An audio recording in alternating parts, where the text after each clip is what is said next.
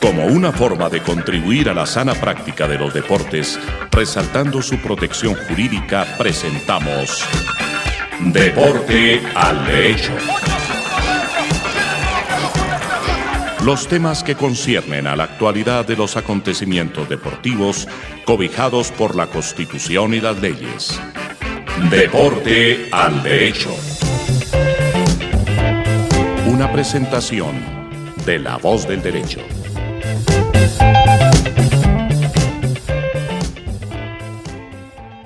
Buenos días a todos, feliz año 2021. Para nosotros es un placer aquí retomar el programa. Esto es La Voz del Derecho y estamos en Deporte al Derecho, ese programa que se encarga de analizar la actualidad deportiva desde un punto de vista jurídico, con la titular ya conocida por todos ustedes, Andrés Charri y María José García, que ya les daré la palabra para que los saluden. Para nosotros es de verdad un gusto estar acá y además con un par de noticias nuevas, como pues los oyentes que están pendientes de nosotros hace un tiempo saben que María José era, además de una buena amiga, una gran colega, pero creo que Andrés y yo ya nos damos el gusto de decir que además de todo es nuestra socia en un proyecto nuevo que iniciamos que se llama 12 Derecho Deportivo, y con el beneplácito de La Voz del Derecho tenemos este espacio para hacernos un poco de publicidad no política, no pagada. Sin embargo, pues los invitamos a que vayan a nuestro Instagram, estén en la página web. La página web es www.12legal.com y pues para nosotros realmente es un placer poder hacer este programa de la mano de La Voz del Derecho y pues de todos sus colaboradores y todas las personas que nos han ayudado siempre. Hoy el programa es sobre la nueva reglamentación y las condiciones laborales del fútbol femenino, unos cambios que hubo ahorita a final del año pasado, comienzos de este año, y al ser de fútbol femenino y porque le doy la palabra a María José García para que inicie con la introducción al programa y su editorial, y después seguimos con Andrés. Majo, buenos días. Hola Víctor, hola Andrés, hola Luis, que siempre nos acompaña detrás de cámaras, y a todos los oyentes. Es un gustazo de verdad estar de vuelta en este 2021 con nuestro programa. Esperamos de verdad que sea un año diferente, porque seguimos en una etapa diferente, pero muy especial para todos, lleno de cosas buenas, porque después de esta tempestad estoy segura que vendrá la calma, incluso también para nuestro deporte y ojalá para el fútbol femenino. Esperemos que las lecciones aprendidas el año pasado nos sirvan para llegar, entre otros, pues, a competiciones más regulares y mejores. Y con eso empiezo con mi editorial de hoy. Para los que siguen el fútbol femenino sabrán que el día de ayer, exactamente en la noche, se jugó un partido que para mí pues marca cierto hito en la historia del fútbol femenino colombiano, y es que la selección Colombia se enfrentó a la mejor selección del mundo, que es la selección de los Estados Unidos. Lamentablemente caímos 4-0 ante la selección norteamericana, una goleada que les digo que hubiera podido ser muchísimo peor si no fuera por Sandra Sepúlveda, nuestra arquera, y a quien hemos tenido varias veces aquí en el programa, porque creo que nos hubieran podido meter por lo menos 20 goles. Lamentablemente, todo el tema del COVID, la dificultad de que las jugadoras colombianas que juegan en Europa viajaran a Estados Unidos, y el hecho de que se hubiera presentado un caso confirmado de COVID de un miembro del área administrativa que había viajado con la selección a Estados Unidos, y las dudas que tenían respecto de 4 jugadoras que normalmente son titulares, pues obviamente hizo que el tema se complicara todavía más. No es excusa, tenemos mucho que aprender, pero digamos que me parece importante que por primera vez la federación esté haciendo un esfuerzo por conseguir partidos con las mejores selecciones del mundo. Es importante medirse entre los mejores para saber uno en qué está, porque sin duda alguna no es lo mismo enfrentarse a la selección de Estados Unidos que enfrentarse a cualquiera de las selecciones suramericanas, habiendo unas muy buenas. Y pues obviamente nos dimos cuenta que falta mucho. Falta mucho proceso, faltan muchos microciclos, faltan muchas convocatorias, muchas fechas FIFA oficiales, y espero de todo corazón que a nivel de selecciones el de ayer sea el primer de muchos partidos que se puedan llevar a cabo este año para que verdaderamente empecemos a tener un proceso a nivel de selecciones de fútbol femenino en nuestro país. Por lo demás, tristemente como de costumbre, pero digamos que con algo de excusa, por llamarlo de alguna manera, no se tienen noticias respecto del futuro de la Liga Profesional Femenina. Sabemos que al igual que el año pasado, el ministro del Deporte, el señor Ernesto Lucena, está súper comprometido con la causa de los deportes femeninos y particularmente con la realización de la Liga Profesional Femenina de Fútbol. Se tiene dentro de los planes que el eventual torneo empiece más o menos entre marzo y abril y que dure aproximadamente unos 4 meses, porque nuevamente se nos junta el tema de la fecha de la Libertadores, que es en el segundo semestre y que obviamente pues tiene que haber un campeón y un subcampeón para saber quiénes participarán en esa competición.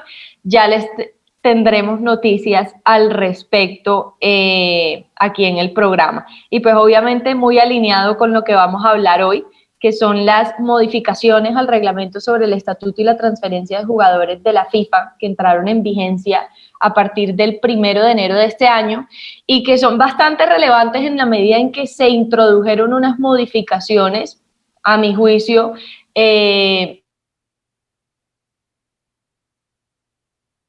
para las jugadoras profesionales de fútbol. Entonces, antes de que entremos en materia, pues obviamente le doy la palabra a Andrés y a Víctor para que hagan sus respectivas editoriales y ya entraremos a discutir a fondo cuáles son estas enmiendas y las implicaciones que tienen para las jugadoras. Bueno, buenos días a todos, un gusto volver a estar acá charlando de derecho deportivo. Yo no soy tan optimista como María José, yo creo que no va a haber olímpicos. Yo creo que lo que más desnudó la pandemia fue la incapacidad de nuestros políticos a nivel mundial de manejar crisis imprevistas. Ya las autoridades de Tokio están diciendo que los olímpicos están, y el COI, pero no, las autoridades, ¿cómo se dirá? Tokinenses, las de Tokio, ya están indicando que no le ven buena cara a hacer una organización como la que implica los Juegos Olímpicos, y por ahora hay bastantes muestras de que los Olímpicos parecería que no los vamos a tener, parecería que sería la primera vez desde las guerras mundiales, pues desde la última, de las 39 al 45, en que no vamos a tener Juegos Olímpicos. Es una lástima, pero por lo que yo veo, no se ve al horizonte alguna autoridad organizada que pueda tratar con este problema. Entonces, pues, los partidos en todos lados se juegan, pero se aplazan, en la NBA, en la Premier League, en Colombia, siempre aparecen 1 o 2 con COVID, siempre hay inconvenientes que aparecen por el COVID. Y yo creo personalmente que este año seguramente desde el punto de vista deportivo habrá actividad, pero habrá actividad restringida y habrá actividad bastante desmejorada. Pero bueno, digamos que por ahora está el fútbol es tal vez la actividad que más ha tratado de solucionarlo, pero como muchas veces ocurre, es un poco a los golpes. Pero bueno, esperemos que algo funcione. Ya entrando un poco al tema de María José, ya le voy a dar la palabra a Víctor. No solo se hizo una enmienda al reglamento de los estatutos de transferencia de jugadores, sino que además, yo no lo había visto, es posible que sea, ya hay periodo de inscripciones de mujeres y de hombres. Es decir, FIFA, a mí me parece que con este reglamento FIFA está dando una real espaldarazo al fútbol femenino, porque digamos que lo está distinguiendo, lo está mostrando de manera inequívoca que tiene que haber fútbol femenino y que habrá fútbol femenino de la mejor forma posible. Entonces esperemos que el COVID nos deje. De acuerdo. Yo simplemente voy a hacer un comentario sobre una noticia que leí ayer, y es que los dueños del Inter de Milán, que es un fondo de inversión, acordaron o decidieron cambiar el nombre del Fútbol Club Internazionale de Milano a solamente Inter Milán o Inter Milano, valga la falta de precisión, con un cambio de escudo. Esto probablemente pues vaya a tener alguna repercusión respecto de los hinchas, pero lo que quiero destacar con esto es que cada vez están viendo más cambios relacionados con lo que básicamente estamos identificando como esos símbolos o esas cosas como que pensábamos que no eran modificables de los clubes de fútbol con ocasión de las inversiones que reciben. Vemos, por ejemplo, cómo todos los equipos del grupo del Manchester City deben tener un contrato con Puma para sus uniformes, deben manejar los mismos colores que son ese azul clarito con un azul un poco más oscuro, y pues ya vemos como en el Inter el caso, pues ya empezaron a cambiar el escudo. Eso ya pasó por el Manchester City, ya tenían antes el águila y ahorita tienen un escudo de un barco con una flor simbolizando pues su ciudad, y pues estos cambios se van a ver cada vez más reflejados. Incluso hay algunas rumores de que el grupo Manchester City está interesado en adquirir un club en Colombia. Hasta donde sé son solamente rumores, pero pues vamos a ver cómo se desenvuelve este año, que va a estar movido en ese tema. Yo creo que ya terminamos entonces con los comentarios preliminares y pasamos entonces con el grueso del programa. Les recordamos, es la nueva reglamentación y las condiciones laborales emitidas sobre las condiciones laborales emitidas por FIFA para el fútbol femenino. Majo. Bueno, entonces, entrando ya en materia, como bien lo decía Víctor, el pasado 1 de enero de 2021 entró en vigencia, entre otras modificaciones, como bien lo mencionaba Andrés, las relacionadas con las condiciones laborales específicas para las jugadoras profesionales de fútbol. Sobre este punto, es importante mencionar que hasta finales del año pasado, cuando se sometieron a consideración del Consejo estas modificaciones, digamos que el reglamento se entendía que todas las disposiciones, independientemente de si se hacía referencia a jugador, digamos, hombre, aplicaban indistintamente para hombres y mujeres. Obviamente, en FIFA se han venido dando cuenta que es indispensable implementar ciertas reglas diferenciales que reconozcan, digamos, no solo el momento histórico, sino la realidad del fútbol femenino, que a decir verdad, y como lo hemos discutido en varias oportunidades aquí, pues amerita efectivamente de unas disposiciones que protejan no solo los intereses de las jugadoras, sino que propendan pues por el desarrollo del fútbol femenino como una de las modalidades del fútbol que apenas está en desarrollo y que pues es muy distinta a la realidad por la que hoy por hoy pasa el fútbol masculino. Entonces digamos que habiendo aclarado eso, uno de los, digamos, de las modificaciones fundamentales que se le hizo al reglamento es la inclusión de condiciones mínimas sobre la protección de las jugadoras durante el embarazo y durante el posparto, pues lo que uno normalmente ya llama pues la maternidad, cuando ya nació el bebé. Esas modificaciones, con esas modificaciones lo que pretende FIFA es establecer, ojo, y esto es muy importante, unos criterios mínimos que se deben aplicar a nivel mundial, a partir de los cuales cada federación nacional tendrá la libertad de ofrecer mayor protección en sus respectivos reglamentos o estatutos del jugador nacionales. Importante, para que a ninguno se nos olvide, disposiciones de FIFA son unos mínimos, cada federación nacional tiene la potestad de ofrecer unas mejores condiciones si así lo estima conveniente en cada uno de sus reglamentos. Hoy por hoy, digamos que uno de los logros más importantes a nivel reglamentario es que el reglamento ya habla expresamente de baja por maternidad, o lo que nosotros conocemos en Colombia como la licencia de maternidad, que es ese periodo, yo no sé cómo decirlo, Andrés, en términos laborales, como de retiro laboral o como de descanso laboral, mientras la mujer tiene el hijo? O sea, ¿cómo lo diríamos? Sí, pues digamos, FIFA habla de un periodo de descanso laboral, pero yo asumo que... No, se llama licencia sí, por maternidad. exacto. Es decir, el término preciso es licencia por maternidad. Exactamente. Qué pena que te interrumpa, Majo, pero yo Tranquilo. ahí tengo una o dos consideraciones que he estado mirando. De hecho, ya escribí una columna al respecto, pero hay unos temas que no tengo claro. A ver, la Corte Constitucional colombiana vía decisiones de tutela ha venido desde hace mucho tiempo tocando el tema de estabilidad laboral reforzada en razón del embarazo y ha venido haciendo pues un desarrollo jurisprudencial sobre el tema. Obviamente lo primero que tenemos que decir, y no quiero, es decir, y no va a sonar discriminatorio, es que realmente la única diferencia real, para mí por lo menos, de fútbol femenino y masculino es la situación de embarazo de las mujeres.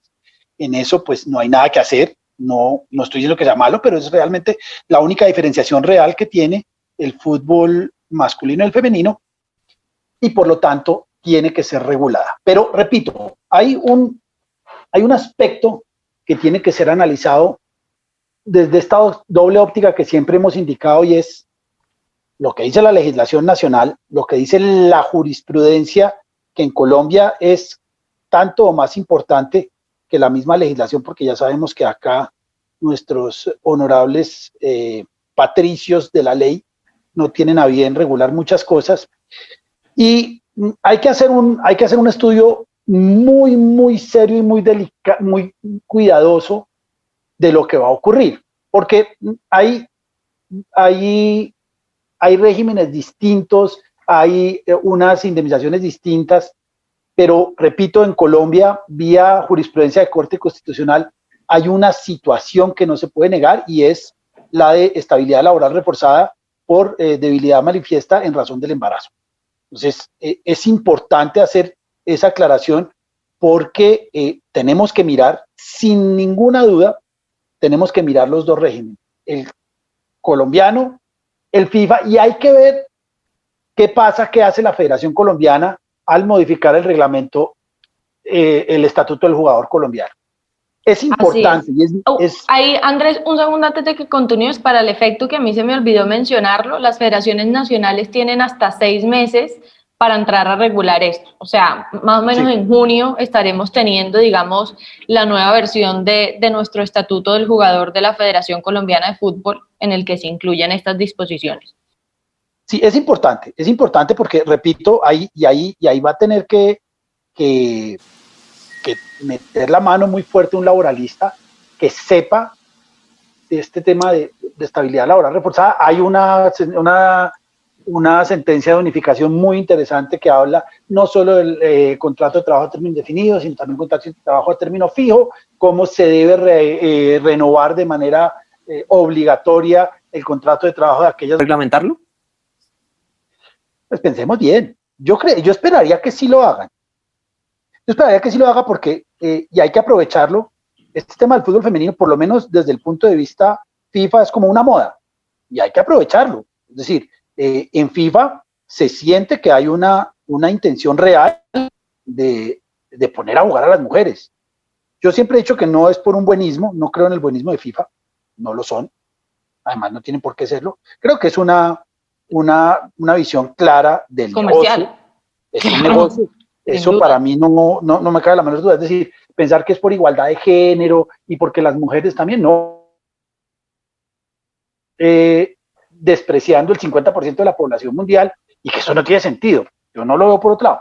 Entonces, yo creería que en este sentido FIFA no va a ser tan benévola, no se la Conmebol. Hay una realidad, es que en Sudamérica el fútbol femenino no está dentro del interés de los dirigentes. No, eso pues para mí es evidente.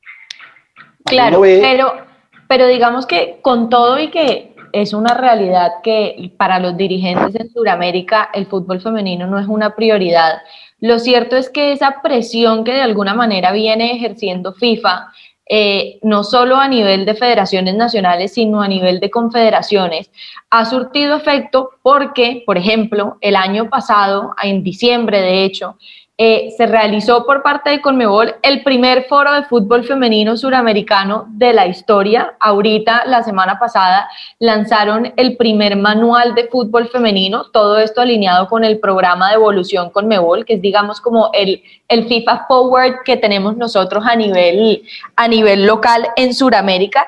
Y obviamente eso no lo ha empezado a hacer la Confederación por voluntad propia, sino precisamente porque FIFA está haciendo que todo el mundo se alinee con uno de los objetivos que se planteó el presidente Infantino en su proyección de los siguientes 4 años, y es: yo voy a posicionar el fútbol femenino y lo voy a convertir en un negocio. De hecho, si uno revisa todos los documentos que en el último año, porque creo que no es más, ha venido emitiendo FIFA relacionados con el fútbol femenino, donde está la estrategia global de fútbol femenino, no me acuerdo exactamente cómo se llama el documento, pero es como quien dice los objetivos a largo plazo durante este periodo de 4 años del presidente Infantino. Concretamente se han incluido puntos relacionados con fútbol femenino y que hacen que evidentemente a nivel mundial, pues todos los actores del fútbol y principalmente las asociaciones miembros tengan sí o sí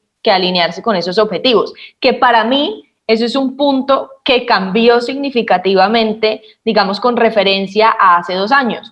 Hace 2 años no había ni una sola disposición o ningún solo documento de FIFA que buscara de alguna manera posicionar o incrementar el valor comercial del fútbol femenino, y obviamente, como lo dice Andrés, eso no es una decisión benévola, sí, buenista, porque sí, porque vamos a propender por los derechos de las mujeres y vamos a garantizar la equidad de género. No. Si ustedes se ponen a pensar, en 2019 fue el Mundial Femenino que se llevó a cabo en Francia y fue un mundial histórico por la cantidad de fanáticos, no solo que estuvieron asistiendo a los estadios y demás, sino por la difusión televisiva que tuvo el torneo, que digamos que arrojó unas cifras que incluso comparadas con el fútbol masculino eran buenísimas. Entonces, obviamente, el hecho de que se hayan dado cuenta que el fútbol femenino sí puede ser negocio, hace que uno alinee todos sus esfuerzos para que efectivamente eso pueda dar más plata de la que ya dio. Claro, y ahí hay una cosa, y creo que ya también lo habíamos comentado en un programa anterior, y es la camiseta de fútbol más vendida de la historia. Es la de la selección femenina de fútbol de Estados Unidos, campeona del Mundial de Francia. Eso, pues cuando uno dice que parte de la estrategia, por ejemplo, de Florentino es vender camisetas, que se ha dicho toda la vida, probablemente desde Figo y Beckham y de la época de los Galácticos, creo que eso es algo que dice mucho, que una selección femenina sea una selección, o sea, la que vende más que el Barcelona del sexteto, el Real Madrid de las 3 Champions seguidas, la España que lo ganó todo, pues dice mucho. Y creo que es algo que muestra que sí se puede hacer negocio con el fútbol femenino. Así sí, es. Ahora, es decir, lo que pasa es que yo creo que, y estamos hablando más de negocio que jurídico, pero tenemos que hablarlo, yo creo que a nivel de selecciones eso está más o menos consolidado. Lo que dice María José es clarísimo. Pero el fútbol en el mundo se desarrolla a nivel de clubes. Y los campeonatos, al menos en Sudamérica, son precarios. Y son precarios en el sentido que son campeonatos de... ¿Cuánto duró el último campeonato, Majo? 2 meses. Son campeonatos de 2 meses donde las mujeres quedan 10 meses mirando a ver qué van a hacer y rogando, porque al final es esperando que algún dirigente se apiade y haga un torneo un poquitico mejor. Entonces, claro, lo de las elecciones está consolidado y es un negocio que ya todos tenemos claro, y yo supongo que la FIFA más que nosotros, que es un buen negocio. Pero viene el caso del fútbol femenino, el fútbol profesional, el fútbol de contrato de trabajo, que es donde tenemos que empezar y que es donde FIFA empezó a trabajar. Es, ¿qué vamos a hacer con unas trabajadoras que tienen un contrato a 2 meses, a 3 meses? No, y el tema con eso, particularmente aquí en Sudamérica, Andrés, que me parece importante ya que lo mencionas, digamos que para mí, y me adelanto un poco a una de las conclusiones que iba a dar al final del programa, pero quiero que no se me olvide, es estas disposiciones, digamos, que se introdujeron al reglamento, son muy importantes, son muy buenas, pero si las aterrizamos a nuestra realidad suramericana, pues sin duda son de una aplicación muy limitada, porque es que al igual que el grueso del reglamento, como ya lo hemos venido analizando, pues a la hora de la verdad no tiende a ser aplicable en la práctica al fútbol femenino, por ejemplo, aquí en Colombia, porque es que no se dan las condiciones para que haya una verdadera profesionalización y por lo tanto, si no hay profesionalización, si no hay contrato, si no hay vínculo entre club y jugadora, pues sencillamente no aplican las disposiciones del reglamento que son relativas a fútbol profesional y a las futbolistas profesionales, en este caso particular que estamos analizando. Entonces, es muy bonito, pero hay que tener en cuenta que en muchos países del mundo, pues esto por ahora, al menos por ahora, porque vuelvo e insisto, yo no pierdo la fe, pues va a ser algo como un saludo a la bandera, pero me parece más importante que al menos esté escrito y que quede en letra muerta por ahora, a que no haya absolutamente nada, para cuando efectivamente lleguemos a esa profesionalización, a que exista una continuidad de las ligas profesionales femeninas a nivel suramericano, que el vínculo de la jugadora club tenga una duración superior a los 3 o a los 6 meses que hemos visto aquí en Colombia. O sea, aquí en Colombia es muy, pero muy, muy rara la jugadora que tiene un contrato, los periodos de inscripción del artículo 6, que lo que se había modificado era precisamente esa potestad excepcional que hoy por hoy iban a tener los clubes de inscribir provisionalmente a una jugadora fuera del periodo de inscripción cuando estuvieran reemplazando a la jugadora que ya no pudiera ejercer pues su labor deportiva. Bien fuera porque salió a licencia de maternidad o porque está contemplada dentro de los casos en los que la jugadora elige no seguir entrenando ni jugando, sino ejerciendo sus labores dentro del club, pues dentro de las alternativas que le ofrezcan y que pacten de mutuo acuerdo. Bueno, ahí vienen seguimos. Bueno, ahí vienen 2 o 3 temas que yo quiero comentar y el primero es, repito y lo dije al principio de este programa, la duración de los contratos. Con un contrato a 2 meses, todo lo que está diciendo FIFA se va al garete. Pero viene un tema más interesante que lo consulté con una amiga ginecóloga que me decía, no es tan sencillo el tema. A ver, mi amiga se llama Karen Delgado, entre otras cosas, una ginecóloga realmente buena, experta en fertilidad. Y ella decía, mire, una mujer que esté embarazada, yo creo que puede jugar 1 o 2 meses tranquilamente, siempre y cuando no tenga un golpe directo a la panza, a la barriga, de un balonazo. No, si una mujer está embarazada, yo le recomiendo para hasta el 6º mes que haga ejercicio, el que ella quiera, siempre y cuando que no haya contacto.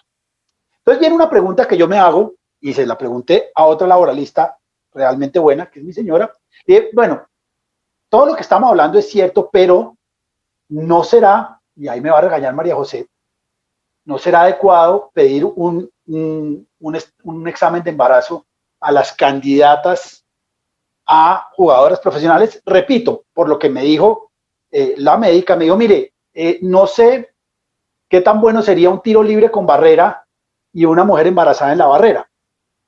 O no sé qué tan bueno sería un córner de una mujer con un codazo en la panza por lance de juego. Entonces viene todo este tema constitucional, derechos fundamentales, pero no sé qué tan adecuado sea tener una mujer en la cámara de rayos X, pues lo ideal sería que no fuera una mujer embarazada, por razones lógicas.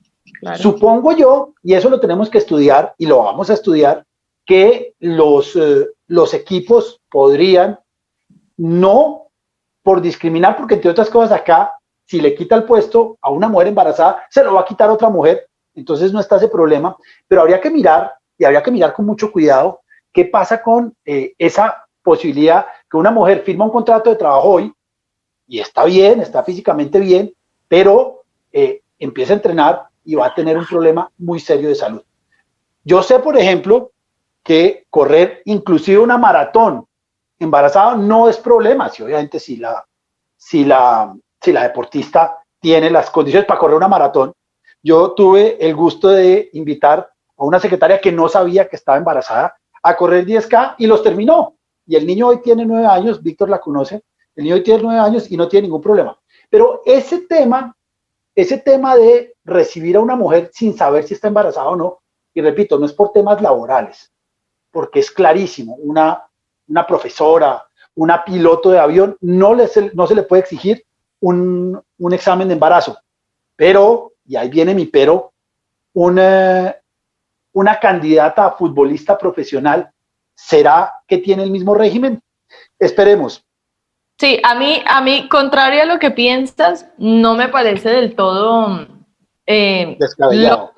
Y uno pensar en exigir eso, sobre todo porque es que me parece que es muy distinto el escenario cuando la jugadora está embarazada, no está vinculada con un club y se va apenas a vincular.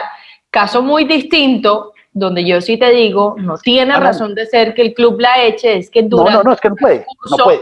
de la ejecución del contrato, pues ella queda embarazada. Yo creo que sí son dos momentos muy diferentes y obviamente pensaría uno, y lo pienso yo como mujer, pues yo personalmente, si fuera una jugadora de fútbol y estoy embarazada y no tengo ningún vínculo con un club, yo no voy a atentar ni contra mi salud ni contra la salud de mi hijo o mi hija claro, entrenando fútbol. Claro, pero tienes que saberlo. Sí, claro. Es que ese es el problema. Es un problema de conocimiento. Yo creo que ahí FIFA, digamos que es interesante lo que está haciendo, no lo voy a negar, pero me parece que a FIFA le faltó un poco de profundidad. Ahí hay un tema que yo creo que tiene mucho que ver con que estas modificaciones son de esas modificaciones que se han venido implementando después de las mesas de trabajo con lo que ellos llaman los stakeholders. Sí. Y FIFPro fue uno de esos stakeholders pues, que sin duda alguna más presionó para que se incluyeran estas disposiciones. Y digamos que lo que dice FIFPro es que después del estudio que ellos hicieron en el 2017, si no estoy mal, se dieron cuenta que el gran porcentaje de mujeres que están llegando al pico de su carrera profesional como futbolistas se estaban retirando por el deseo de ser madres y pues primero, obviamente por temas de salud, pero segundo, por temas de falta de garantías durante ese momento de la vida particular de las mujeres. Entonces lo que decía FIFPro era, nosotros insistimos mucho en la inclusión de este tipo de modificaciones al reglamento, no solo porque le beneficien a las jugadoras, sino porque le beneficien al fútbol femenino como tal y a su desarrollo, en el sentido en que de alguna manera buscan garantizar que a largo plazo las mejores jugadoras, las que están llegando a la cima de su carrera, las que están pasando por su mejor momento, no se vayan a retirar si quieren ser mamás.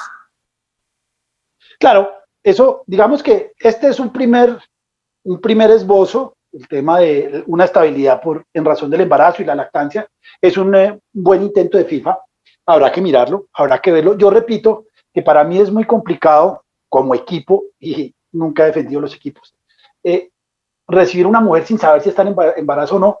Repito, no por un tema de discriminación, sino por un tema de responsabilidad del empleador, que es clarísimo, y por un tema de salud de el bebé y la mamá. Falta mucho.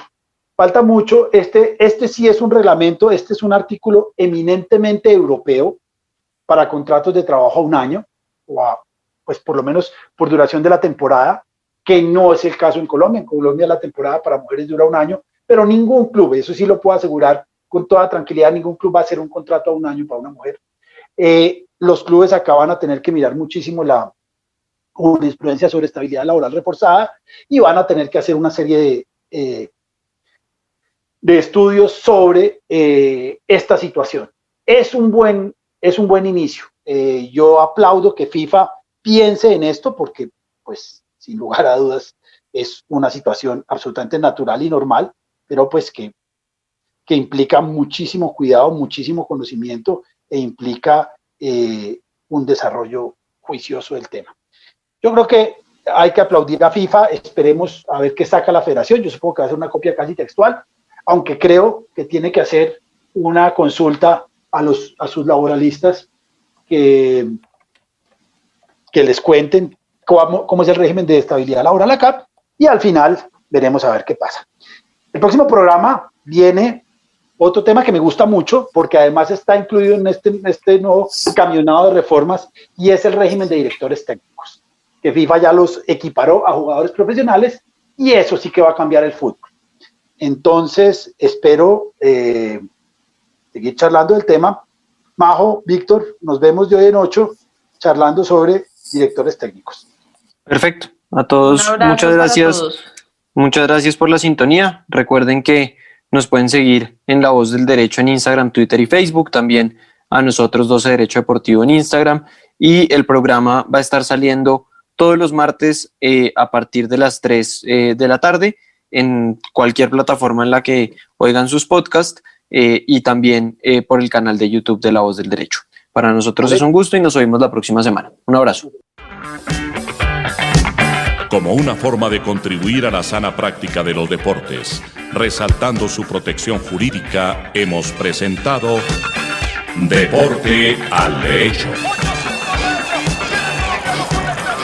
Los temas que conciernen a la actualidad de los acontecimientos deportivos cobijados por la Constitución y las leyes. Deporte al Derecho. Una presentación de La Voz del Derecho.